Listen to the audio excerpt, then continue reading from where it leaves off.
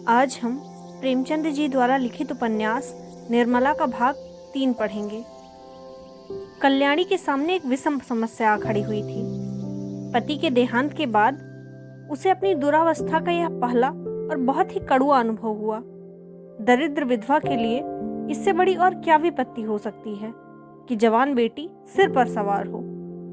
लड़के नंगे पांव पढ़ने जा सकते हैं, चौका बर्तन भी अपने हाथ से किया जा सकता है, रूखा सूखा खाकर निर्वाह किया जा सकता है, झोपड़े में दिन काटे जा सकते हैं, लेकिन युवती कन्या घर में नहीं बिठाई जा सकती। कल्याणी को भालचंद्र पर ऐसा क्रोध आता था कि स्वयं जाकर उसके मुंह में कालिख लगाऊं, सिर के बाल नोच लूं, कहूं कि तू अपनी बात से फिर गया तो अपने बाप का बेटा नहीं। पंडित मोटेराम ने उनकी कपट लीला का नग्न वृत्तांत सुना दिया। वह इसी क्रोध में बैठी थी कि कृष्णा खेलती हुई आई और बोली, कै दिन में बारात आएगी अम्मा? पंडित जी तो आ गए हैं ना? कल्याणी, बारात का सपना देख रही है क्या? कृष्णा, वही चंदर तो कह रहा है कि 1-2 दिन में बारात आएगी। आएगी ना अम्मा? कल्याणी, एक बार तो कह दिया, सिर क्यों खाती है? कृष्णा, सबके घर तो बारात आ रही है, हमारे घर क्यों नहीं आती? कल्याणी, तेरे घर बारात तो लाने वाला कोई है ही नहीं, तेरे घर में आग लग गई है। कृष्णा, सच अम्मा? अब तो सारा घर जल गया, कहाँ रहते होंगे सब? बहन कहाँ जाकर रहेगी? कल्याणी, अरे पगली, तू तो बात ही नहीं समझती। आग लगी, वह अब हमारे यहाँ ब्याह ना करेगा। कल्याणी, समझ आया? कृष्णा, यह क्यों अम्मा? पहले तो ठीक हो गया था सब।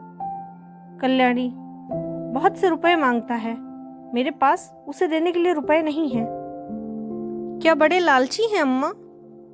लालची नहीं तो और क्या, पूरा कसाई, निर्दयी, दगाबाज है।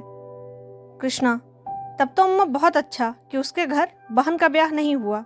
बहन उसके साथ कैसे रहती? यह तो खुश होने की बात है। अम्मा, तुम रंज क्यों करती हो? कल्याणी ने पुत्री को स्नेहमयी दृष्टि से देखा। उसका कथन कितना सत्य है, भोले शब्दों में समस्या का कितना मार्मिक निरूपण है। सचमुच यह तो प्रसन्न होने की बात है कि ऐसे कुपात्रों से संबंध नहीं हुआ। रंज की कोई बात नहीं।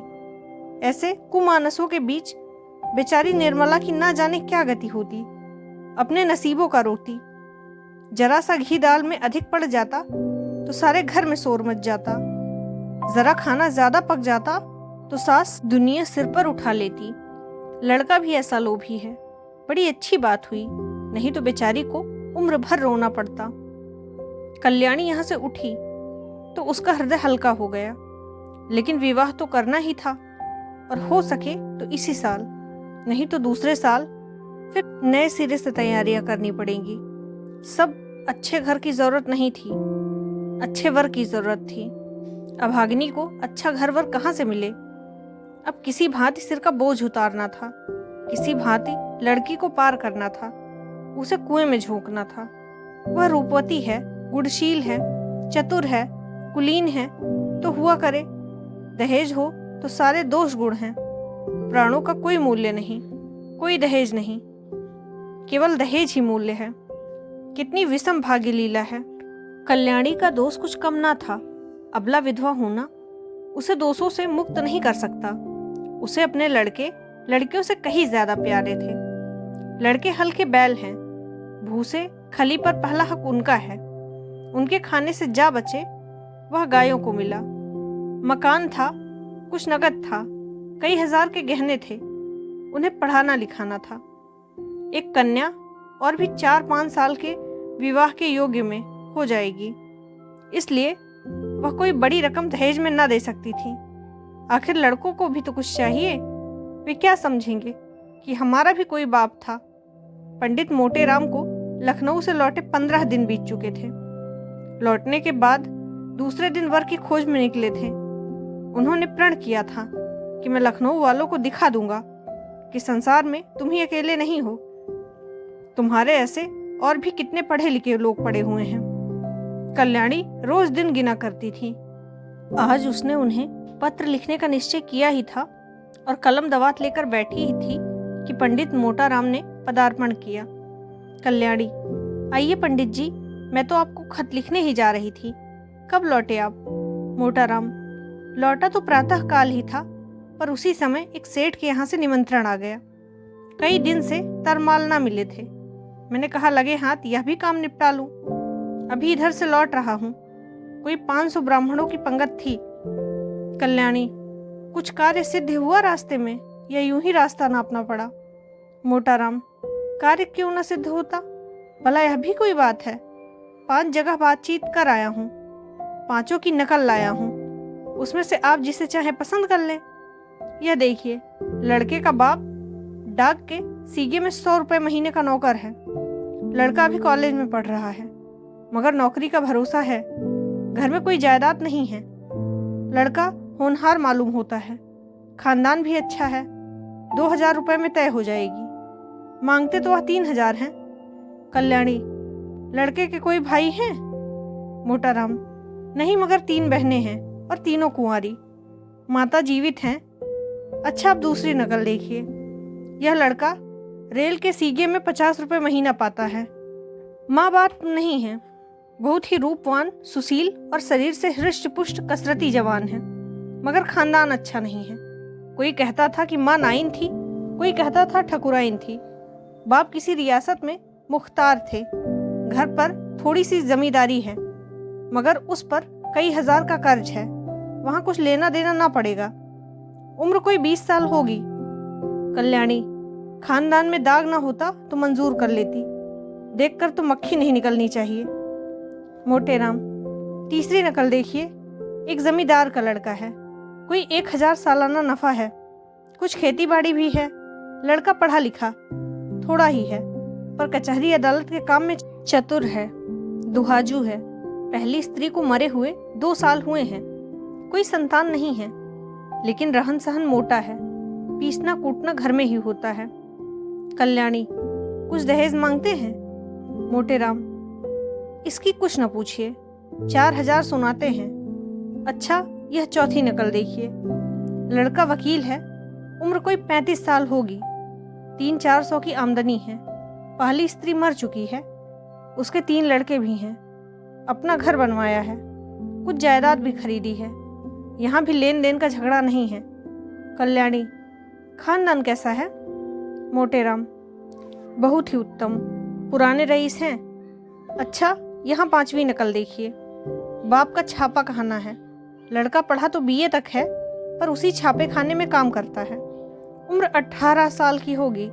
घर में प्रेस के सिवाय कोई जायदाद नहीं है, मगर किसी का कर्ज सिर पर नहीं है। खानदान न बहुत अच्छा है न बुरा। लड़का बहुत सुंदर और सचरित्र है, मगर 1000 से कम में मामला तय न होगा। मांगते तो 3000 हैं। अब बताइए, आप कौन सा वर पसंद करती हैं?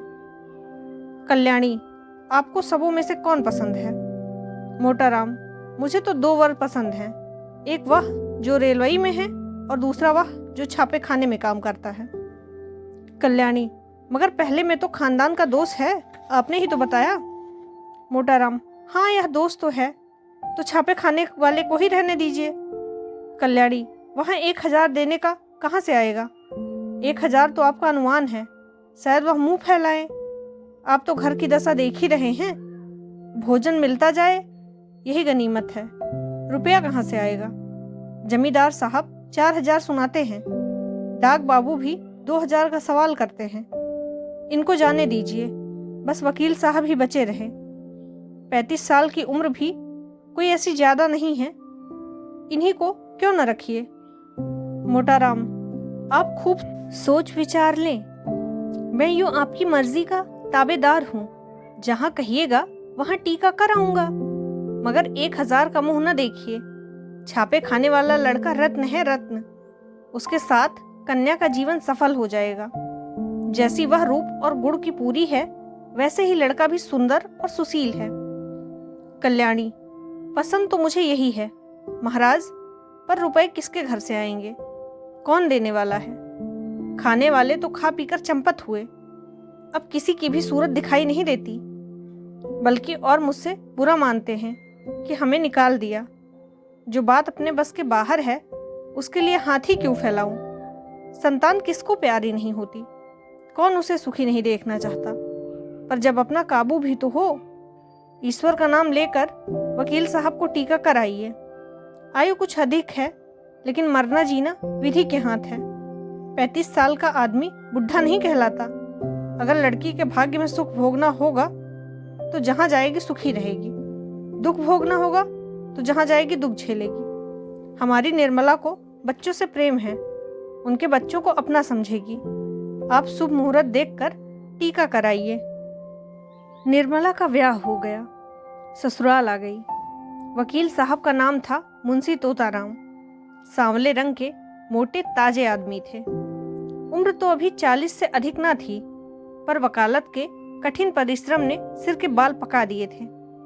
व्यायाम करने का उन्हें अवकाश ना मिलता था, यहाँ तक कि कभी कहीं घूमने का भी नहीं। इसलिए तोन निकल आई थी। देह के स्थूल होते हुए भी आए दिन कोई ना कोई शिकायत रहती ही थी। मंदग्नि और बवासीर से तो उनका चिरस्थायी संबंध था, अतः वो बहुत फूंक फूंक कर कदम रखते थे। उनके 3 लड़के थे। बड़ा मनसाराम 16 वर्ष का था, मंझला जियाराम 12 का और सियाराम 7 वर्ष का। तीनों अंग्रेजी पढ़ते थे।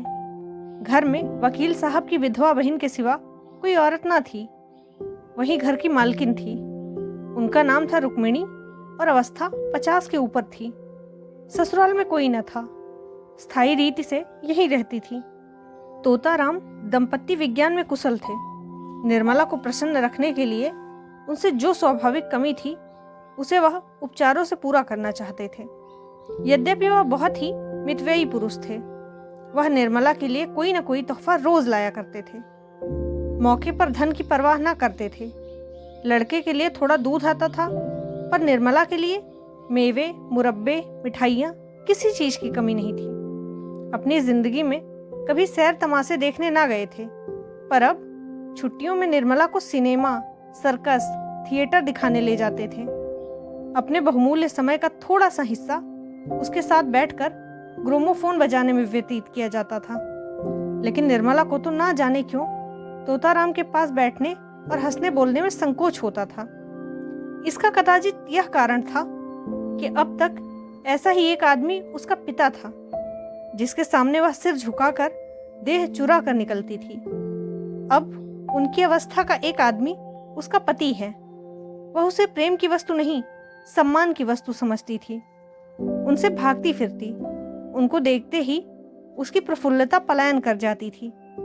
वकील साहब को उसके दाम्पत्य विज्ञान ने सिखाया था कि युवती के सामने खूब प्रेम की बातें करनी चाहिए, दिल निकाल कर रख देना चाहिए। यही उसके वशीकरण का मुख्य मंत्र है।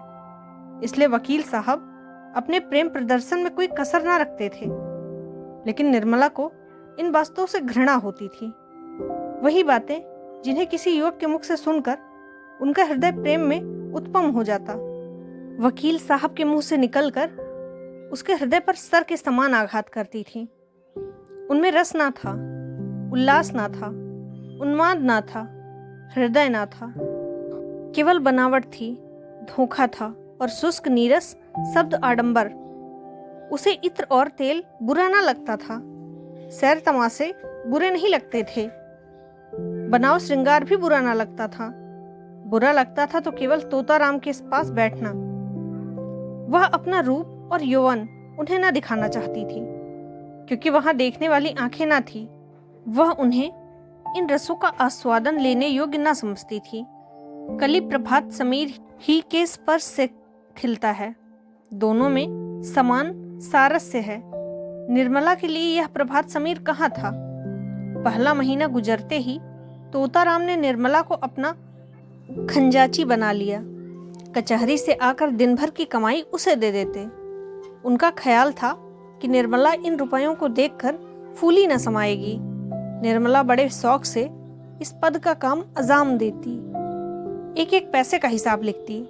अगर कभी रुपए कम मिलते तो पूछती आज कम क्यों हैं। गृहस्थी के संबंध में उनसे खूब बातें करती। इन्हीं बातों के लायक वह उनको समझती थी। ज्यों ही कोई विनोद की बात हो या उनके मुंह से कुछ ऐसा प्रेम निकले उसका मुख मलिन हो जाता था। निर्मला जब वस्त्राभूषणों में अलंकृत होकर आईने के सामने खड़ी होती और उसमें अपने सौंदर्य की सुषमापूर्ण आभा देखती तो उसका हृदय एक सतृष्ण कामना से तड़प उठता था। उस वक्त उसके हृदय में एक ज्वाला सी उठती। मन में आता, इस घर में आग लगा दूं। अपनी माता पर क्रोध आता, पर सबसे अधिक क्रोध बेचारे निरपराध तोताराम पर आता। वह सदैव इस ताप से जला करती। बाका सवार लट्टू टट्टू पर सवार होना कब पसंद करेगा, चाहे उसे पैदल ही क्यों न चलना पड़े। निर्मला की दशा वही बाके सवार की सी ही थी। वह उस पर सवार होकर उड़ना चाहती थी, उस उल्लासमयी विद्युत गति का आनंद उठाना चाहती थी।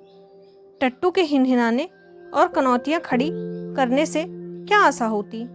संभव था कि बच्चों के साथ हंसने खेलने से वह अपनी दशा को थोड़ी देर के लिए भूल जाती, कुछ मन हरा हो जाता। लेकिन रुक्मिणी देवी लड़कों को उसके पास भटकने भी न देती थी, मानो वह कोई पिशाचिनी है जो उन्हें निगल जाएगी। रुक्मिणी देवी का स्वभाव सारे संसार से निराला था।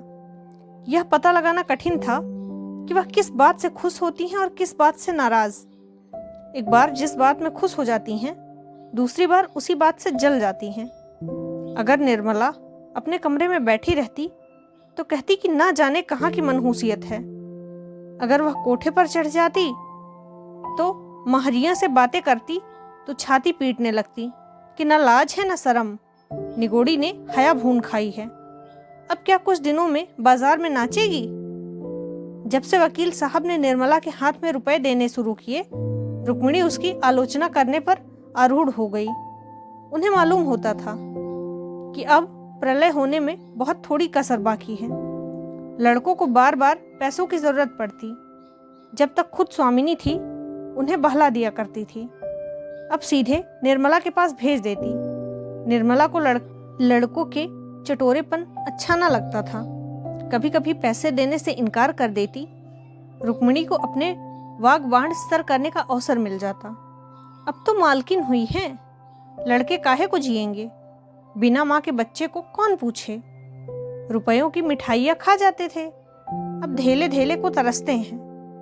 निर्मला अगर चिढ़कर किसी दिन बिना कुछ पूछे ताछे पैसे दे देती तो देवी जी उसकी दूसरी ही आलोचना करती। इन्हें क्या, लड़के मरे या जिए, इनकी बला से। माँ के बिना कौन समझाएगा कि बेटा बहुत मिठाइयाँ मत खाओ, आई गई तो मेरे सिर जाएगी। इन्हें क्या है। यहीं तक होता तो निर्मला शायद जब्त कर जाती, पर देवी जी को खुफिया पुलिस से सिपाही की भांति निर्मला का पीछा करती रहती थी। अगर वह कोठे पर खड़ी है तो अवश्य ही किसी पर निगाह डाल रही होगी। महरी से बात कर रही है तो अवश्य ही उनकी निंदा करती होगी। बाजार से कुछ मंगवाती है तो अवश्य कोई विलास वस्तु होगी। यह बराबर उसके पत्र पढ़ने की चेष्टा किया करती, छिप छिप कर बातें सुना करती। निर्मला इनकी दुहारी तलवार से कांपती रहती थी। यहाँ तक कि उसने एक दिन अपने पति से कहा, आप जरा जीजी को समझा दीजिए, क्यों मेरे पीछे पड़ी रहती हैं। तोताराम ने तेज होकर कहा, तुम्हें कुछ कहा क्या। रोज ही तो कहती हैं, बात मुंह से निकालना मुश्किल है। अगर उन्हें इस बात की जलन हो कि यह मालकिन क्यों बनी हुई है तो आप इन्हीं को रुपए पैसे दीजिए, मुझे नहीं चाहिए। यह मालकिन बनी रहे। मैं तो केवल इतना चाहती हूँ कि कोई मुझे ताने महने ना दिया करे। यह कहते कहते निर्मला की आंखों में आंसू बहने लगे। तोताराम को अपना प्रेम दिखाने का यह बहुत अच्छा मौका मिला। बोले, आज ही मैं उसकी खबर लेता हूँ, साफ कह दूंगा। मुंह बंद करके रहना है तो रहो, नहीं तो अपनी राह लो। इस घर की स्वामिनी वह नहीं है, तुम हो। यह केवल तुम्हारी सहायता के लिए है। अगर सहायता करने के बदले तुम्हें डिक करती है तो उनके यहाँ रहने की जरूरत नहीं है। मैंने सोचा था कि विधवा हैं, अनाथ हैं, पाव भर आटा खाएंगी, पड़ी रहेंगी। जब और नौकर चाकर खा रहे हैं तो वह तो अपनी ही बहन है। लड़कों की देखभाल के लिए एक औरत की जरूरत भी थी, रख लिया। लेकिन इसके यह माने नहीं कि वह तुम्हारे ऊपर शासन करे। निर्मला ने फिर कहा, लड़कों को सिखा देती हैं कि जाकर माँ से पैसे मांगे। कभी कुछ तो कभी कुछ। लड़के आकर मेरी जान खाते हैं। घड़ी भर लेटना मुश्किल हो जाता है। डांटती हूँ तो वह आंखें लाल पीली करके दौड़ती हैं। मुझे समझाती हैं कि लड़कों को देखकर जलती हैं। ईश्वर जानते होंगे कि मैं बच्चों को कितना प्यार करती हूँ। आखिर मेरे ही बच्चे तो हैं, मुझे इनसे क्यों जलन होगी। तोताराम क्रोध से कांप उठे। बोले, तुम्हें जो लड़का दिख करे उसे पीट दिया करो। मैं भी देखता हूँ कि लौंडे शरीर हो गए हैं। मनसाराम को तो मैं बोर्डिंग हाउस में भेज दूंगा, बाकी दोनों को आज ही ठीक किए देता हूँ। उस वक्त तोताराम कचहरी जा रहे थे। डांट डपट करने का मौका ना था, लेकिन कचहरी से लौटते ही उन्होंने घर में रुक्मिणी से कहा, क्यों बहन, तुम्हें इस घर में रहना है या नहीं? अगर रहना है तो शांत होकर रहो, या क्या कि दूसरों का रहना मुश्किल कर दो। रुक्मिणी समझ गई कि बहू ने अपना वार किया है, पर वह दबने वाली औरत ना थी। एक तो उम्र में बड़ी, तिस पर इसी घर की सेवा में जिंदगी काट दी। किसकी मजाल थी कि उन्हें बेदखल कर दे। उन्हें भाई को इस क्षुद्रता पर आश्चर्य हुआ। बोली, तो क्या लौंडी बनकर रखोगे? लौंडी बनकर रहना है तो इस घर की लौंडी ना बनूंगी। अगर तुम्हारी यह इच्छा हो कि घर में कोई आग लगा दे और मैं खड़ी देखा करूं, किसी को बेराह चलते देखूं तो चुप साध लूं, जो उसके मन में आए करे, मैं मिट्टी की देवी बन जाऊं, तो यह मुझसे ना होगा। यह हुआ क्या जो तुम इतना आपे से बाहर हो रहे हो? निकल गई सारी बुद्धिमानी। कल की लौंडिया चोटी पकड़कर नचाने लगी। कुछ पूछना न ताछना, बस उसने तार खींचा और तुम काट के सिपाही की तरह तलवार निकाल कर खड़े हो गए। तोताराम, सुनता हूं कि तुम हमेशा खुचर निकालती रहती हो, बात बात पर ताने देती हो। अगर कुछ सीख देनी है तो उसे प्यार से, मीठे शब्दों में देनी चाहिए। तानों से सीख मिलने के बदले उल्टा और जी जलने लगता है। रुक्मिणी, तो तुम्हारी यह मर्जी है कि किसी बात में ना बोलूं, यही सही। लेकिन फिर यह ना कहना कि तुम घर में बैठी हो। क्यों नहीं सलाह दी? जब मेरी बातें जहर लगती हैं तो मुझे क्या कुत्ते ने काटा है जो बोलूं? मिसाल है, नाटो खेती बहुरियों घर। मैं भी देखूं बहुरिया कैसे घर चलाती है। इतने में सियाराम और जियाराम स्कूल से आ गए। आते ही आते दोनों बुआ जी के पास जाकर खाने को मांगने लगे। रुक्मिणी ने कहा, जाकर अपनी नई अम्मा से कहो, मुझे बोलने का हुक्म नहीं है। तोता, अगर तुम लोगों ने उस घर में कदम रखा तो टांग तोड़ दूंगा। बदमाशी पर कमर बांधी है। जियाराम जरा शौक था। बोला, उनको तो आप कुछ नहीं कहते, हम ही को धमकाते हैं, कभी पैसे नहीं देती हैं। सियाराम ने इस कथन का अनुमोदन किया। कहती हैं, मुझे दिक करोगे तो कान काट लूंगी। कहती हैं न, है ना? जिया कहती है ना? निर्मला अपने कमरे से बोली, मैंने कब कहा था कि तुम्हारे कान काट लूंगी? अभी से झूठ बोलने लगे। इतना सुनना था कि तोताराम ने सियाराम के दोनों कान पकड़कर उठा लिया। लड़का जोर से चीख मारकर रोने लगा।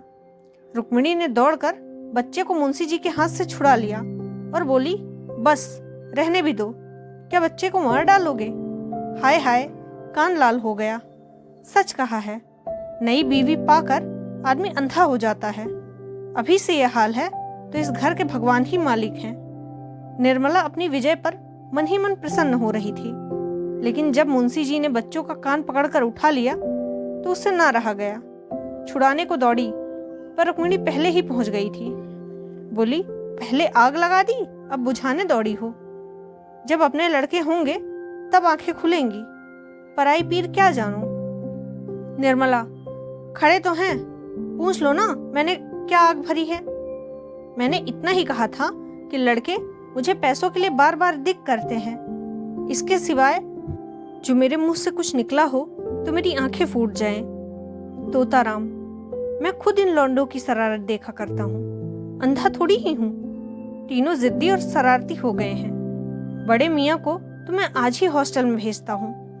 रुक्मिणी, अब तक तुम्हें इनकी कोई शरारत न सूझी थी, आज आंखें क्यों इतनी तेज हो गई हैं? तोताराम, तुम ही ने इन्हें इतना शौक कर रखा है। रुक्मिणी, तो मैं ही विष की गांठ हूं ना। मेरे ही कारण तुम्हारा घर चौपट हो रहा है। लो, मैं जाती हूँ। तुम्हारे लड़के हैं, चाहे काटो, मैं ना बोलूंगी। यह कहकर वह वहां से चली गई। निर्मला भी बच्चों को रोते देखकर विह्वल हो उठी। उसने उन्हें छाती से लगा लिया और गोद में लिए हुए अपने कमरे में लाकर उसे पुचकारने लगी। लेकिन बालक और भी सिसक सिसक कर रोने लगा। उसका अबोध हृदय इस प्यार में वह मात्र स्नेह ना पाता था जिससे दैव ने उसे वंचित कर दिया था। यह वात्सल्य न था, केवल दया थी। यह वह वस्तु थी जिस पर उसका कोई अधिकार न था, जो केवल भिक्षा के रूप में उसे दी जाती थी। पिता ने पहले भी 1-2 बार मारा था जब उसकी माँ जीवित थी, लेकिन तब उसकी माँ उसे छाती से लगाकर रोती न थी। वह अप्रसन्न होकर उससे बोलना छोड़ देती, यहाँ तक कि वह स्वयं थोड़ी ही देर के बाद सब कुछ भूलकर फिर माँ के पास दौड़ जाता था। शरारत के लिए सजा पाना तो उसकी समझ में आता था, लेकिन मार खाने पर चुमकारा जाना उसकी समझ में ना आता था। मात्र प्रेम में कठोरता होती है, लेकिन मृदुलता से मिली हुई। इस प्रेम में करुणा थी, पर वह कठोरता ना थी जो आत्मीयता को गुप्त संदेश है। स्वस्थ अंग की परवाह कौन करता है, लेकिन वही अंग जब किसी वेदना से टपकने लगता है तो उसे ठेस और धक्के से बचाने का यत्न किया जाता है। निर्मला का करुण रोदन बालक को उसके अनाथ होने की सूचना दे रहा था। वह बड़ी देर तक निर्मला की गोद में बैठा हुआ रोता रहा और रोते रोते सो गया। निर्मला ने उसे चारपाई पर सुलाना चाहा तो बालक ने सुसुप्तावस्था में अपनी दोनों कोमल बाहें उसकी गर्दन में डाल दी और ऐसे चिपट गया मानो नीचे कोई गड्ढा हो। शंका और भय से उसका मुख विकृत हो गया। निर्मला ने फिर बालक को गोद में उठा लिया। चारपाई पर ना सुला सकी। इस समय बालक को गोद में लिए हुए उसे वह तुष्टि हो रही थी जो अब तक कभी ना हुई थी, जिसके कारण ना आंख खुलती और ना कर्तव्य मार्ग समझ आता। वह मार्ग अब दिखाई देने लगा है। उस दिन अपने प्रगाढ़ प्रणय का सबल प्रमाण देने के बाद मुंशी तोताराम को आशा हुई थी कि निर्मला के मर्म स्थल पर मेरा सिक्का जम जाएगा, लेकिन उनकी यह आशा लेस मात्र भी पूरी न हुई। बल्कि पहले तो वह कभी कभी उनसे हंसकर बोला भी करती थी, अब बच्चों ही के लालन पालन में व्यस्त रहने लगी। जब घर आते बच्चों को उसके पास बैठा पाते, कभी देखते कि उन्हें खिला रही है तो कभी कपड़े पहना रही है, कभी कोई खेल खिला रही है और कभी कोई कहानी कह रही है। निर्मला का त्रिसित हृदय प्रणय की ओर से निराश होकर इस अवलंब ही को गनीमत समझने लगा। बच्चों के साथ हंसने बोलने में उसकी मात्र कल्पना तृप्त होती थी। पति के साथ हंसने बोलने में उसे जो संकोच, जो अरुचि तथा जो अनिच्छा होती थी, यहाँ तक कि वह उठकर भाग जाना चाहती थी, उसके बदले बालकों के सच्चे सरल स्नेह से चित्त प्रसन्न हो जाता था।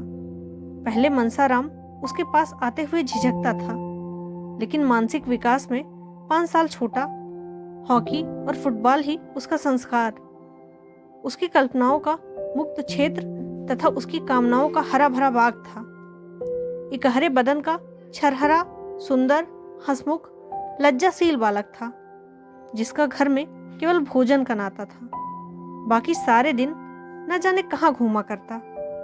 निर्मला उसके मुंह से खेल की बातें सुनकर थोड़ी देर के लिए अपनी चिंताओं को भूल जाती और चाहती थी कि एक बार फिर वही दिन आ जाते जब वह गुड़िया खेलती और उसके ब्याह रचाया करती थी, और जिसे अभी थोड़े, बहुत ही थोड़े दिन गुजरे हैं। मुंशी तोताराम अन्य एकांत सेवी मनुष्यों की भांति विषयी जीव थे।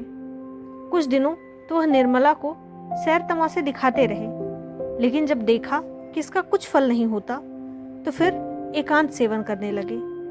दिन भर के कठिन मासिक परिश्रम के बाद उनका चित्त आमोद प्रमोद के लिए ललायित हो उठता था, लेकिन जब अपनी विनोद वाटिका में प्रवेश करते और उसके फूलों को मुरझाया, पौधों को सूखा और क्यारियों से धूल उड़ती हुई देखते तो उनका जी चाहता क्यों न इस वाटिका को उजाड़ दूं? निर्मला उनसे क्यों विरक्त रहती है? उसका हृदय, उसका रहस्य उनकी समझ में ना आता था। दंपत्ति शास्त्र के सारे मंत्रों को परीक्षा कर चुके थे, पर मनोरथ पूरा ना हुआ। अब क्या करना चाहिए, यह उनकी समझ में ना आता था। एक दिन वह इसी चिंता में बैठे हुए थे कि उनके सहपाठी मित्र नयन सुखराम आकर बैठ गए और सलाम वलाम के बाद मुस्कुराकर बोले, आजकल तो खूब गहरी छंती होगी। नई बीवी का आलिंगन करके जवानी का मजा आ जाता होगा। बड़े भाग्यवान हो भाई। रूठी हुई जवानी को मनाने का इससे अच्छा कोई उपाय नहीं कि नया विवाह हो जाए। यहाँ तो जिंदगी बवाल हो रही है। पत्नी जी ऐसी बुरी तरह चिमटी हैं कि किसी तरह पिंड ही नहीं छोड़ती हैं। मैं तो दूसरी शादी की फिक्र में हूँ। कहीं डॉल हो तो ठीक ठाक कर दो। दस्तूरी में एक दिन तुम्हें उसके साथ के बने हुए पान खिला देंगे। तोताराम ने गंभीर भाव से कहा, कहीं ऐसी हिमाकत ना कर बैठना, नहीं तो पछताओगे। लौंडिया तो लौंडे से ही खुश होती हैं। हम तुम अब उस काम के नहीं रहे। सच कहता हूँ, मैं तो शादी करके पछता रहा हूँ। बुरी बला गले पड़ी है। सोचा था 2-4 साल जिंदगी का मजा और उठा लूं, पर उल्टी आते गले पड़ी है। नयन सुख, तुम क्या बातें करते हो? लौंडियों को तो पंजे में लाना क्या मुश्किल बात है। जरा सा सैर तमाशा दिखा दो, उनके रूप रंग की तारीफ कर दो, बस रंग जम गया। तोता, यह सब कुछ करके देख चुका हूं भाई, हार गया। नयन सुख, अच्छा कुछ इत्र तेल फूल पत्ते चाट वाट का भी मजा चखाया? तोता, अजी यह सब कर चुका हूँ। दाम्पत्य शास्त्र के सारे मंत्रों का इस्तेमाल कर चुका हूँ। सब कोरी गप्पे हैं। नयन, अच्छा तो अब मेरी एक सलाह मानो, जरा अपनी सूरत बनवा लो। आजकल यहाँ एक बिजली के डॉक्टर आए हुए हैं जो बुढ़ापे के सारे निशान मिटा देते हैं। क्या मजाल कि चेहरे पर एक भी झुर्रियाँ या सिर पर बाल पका हुआ रह जाए। न जाने क्या जादू कर देते हैं कि आदमी का चोला ही बदल जाता है। तोता, फीस क्या लेते हैं? नयन, फीस तो सुना है शायद 500 रुपए है। तोता, अजी कोई पाखंडी होगा, बेवकूफ़ों को लूट रहा होगा। कोई रोगन लगाकर 2-4 दिन के लिए जरा चेहरा चिकना कर देता होगा। इस थारी डॉक्टरों पर तो अपना विश्वास ही नहीं है। 10-5 की बात होती तो कहता, जरा दिल लगी ही सही। 500 रुपये बहुत बड़ी रकम है। नयन, तुम्हारे लिए 500 कौन बड़ी बात है? 1 महीने की आमदनी ही तो है। मेरे पास तो भाई 500 रुपये होते तो सबसे पहला काम यही करता। जवानी के लिए 1 घंटे की कीमत 500 रुपये से कहीं ज्यादा है। तोताराम, अजी कोई सस्ता नुस्खा बताओ, कोई फकीरी जड़ी बूटी जो बिना हर फिटकरी के रंग चोखा हो जाए। बिजली और रेडियम बड़े आदमियों के लिए रहने दो, उन्हीं को मुबारक हो। नयन, तो फिर रंगीलेपन का स्वांग रचो। यह ढीला ढाला कोट पैंट, तंजेब की चुस्त अचकन हो, चुन्नटदार पजामा, गले में सोने की जंजीर पड़ी हुई है, सिर पर जयपुरी साफा बंधा हुआ है, आंखों में सुरमा और बालों में हिना का तेल पड़ा हुआ है, तोंद का पिचकना भी जरूरी है, दोहरा कमरबंद बांधो। जरा तकलीफ तो होगी पर अचकन सज जाएगी। खिजाब मैं ला दूंगा। 150 गजलें याद कर लो और मौके मौके पर एक शेर पढ़ो। बातों में रस भरा हो, ऐसा मालूम हो कि तुम्हें दीन और दुनिया की कोई फिक्र नहीं है। बस जो कुछ है प्रियतमा ही है। जवां मर्जी और साहस के काम करने का मौका ढूंढते रहो। रात को झूठ मूठ शोर करो, चोर है और तलवार लेकर अकेले पिल पड़ो। हाँ, जरा मौका देख लेना, ऐसा ना हो कि सचमुच का चोर आ जाए और तुम उसके पीछे दौड़ो, नहीं तो सारी कलई खुल जाएगी और उल्लू बनोगे। उस वक्त जो जवां मर्दी इसमें है कि दम साधे खड़े रहो, जिससे वह समझे कि तुम्हें खबर ही नहीं हुई। लेकिन ज्यों ही चोर भाग खड़ा हो, तुम भी उछलकर बाहर निकलो और तलवार लेकर कहो, कहाँ दौड़ते हो? ज्यादा नहीं, 1 महीना मेरी बातों का इम्तिहान करके देखो। अगर वह तुम्हारी दम ना भरने लगे तो जो जुर्माना कहो वह दूंगा। तोताराम ने उस वक्त तो यह सब बातें हंसी में उड़ा दी, जैसे कि कोई व्यवहार कुशल आदमी को करना चाहिए। लेकिन इसमें की कुछ बातें उसके मन में बैठ गई। उनका असर पड़ने में कोई संदेह न था। धीरे धीरे रंग बदलने लगे, जिसमें लोग खटक न जाएं। पहले बालों को शुरू किया, फिर सुरमे की बारी आई, यहाँ तक कि 1-2 महीने में उनका कलेवर ही बदल गया। गजलें याद करने का प्रस्ताव तो हास्यास्पद था, लेकिन वीरता की डींग मारने में कोई हानि न थी। उस दिन से वह रोज अपनी जवामर्दी का कोई न कोई प्रसंग अवश्य छेड़ देते। निर्मला को संदेह होने लगा कि कहीं इन्हें उन्माद का रोग तो नहीं लग गया है। जो आदमी मूंग की दाल और मोटे मोटे के 2 फुलके खाकर भी नमक सुलेमानी का मोहताज हो, उसके छैलेपन पर उन्माद का संदेह हो तो आश्चर्य ही होता है। निर्मला पर इस पागलपन का और रंग जमता क्या? हाँ, उसे उन पर दया आने लगी। क्रोध और घृणा का भाव जाता रहा। क्रोध और घृणा उन पर होती है जो अपने होश में हो। पागल आदमी को दया ही की जाती है। वह बात बात पर उनकी चुटकियां लेती, उनका मजाक उड़ाती, जैसे लोग पागलों के साथ किया करते हैं। हाँ, इसका ध्यान रखती कि वह समझ ना जाए। वह सोचती, बेचारा अपने पाप का प्रायश्चित कर रहा है। यह सारा स्वांग केवल इसलिए तो है कि मैं अपना दुख भूल जाऊं। आखिर अब भाग्य तो बदल सकता नहीं, इस बेचारे को क्या जलाऊं। एक दिन रात के 9 बजे तोताराम बांके बने हुए सैर करके लौटे और निर्मला से बोले, आज 3 चोरों ने सामना किया। जरा शिवपुर की तरफ चला गया था, अंधेरा था। ज्यों ही रेल की सड़क के पास पहुंचा तो 3 आदमी तलवार लिए हुए ना जाने किधर से निकल पड़े। यकीन मानो, तीनों काले देव थे। मैं बिल्कुल अकेला, पास में सिर्फ यह छड़ी थी। उधर तीनों तलवार बांधे हुए। होश उड़ गए। समझ गया कि जिंदगी का यही तक साथ था। मगर मैंने भी सोचा, मरता ही हूं तो वीरों की मौत क्यों न मरूं। इतने में एक आदमी ने ललकार कर कह दिया, रख दे तेरे पास जो कुछ भी है और चुपके से चला जा। मैं छड़ी संभाल कर खड़ा हो गया और बोला, मेरे पास तो सिर्फ यह छड़ी है और उसका मूल्य एक आदमी का सिर है। आगे की कहानी अगले भाग में। धन्यवाद।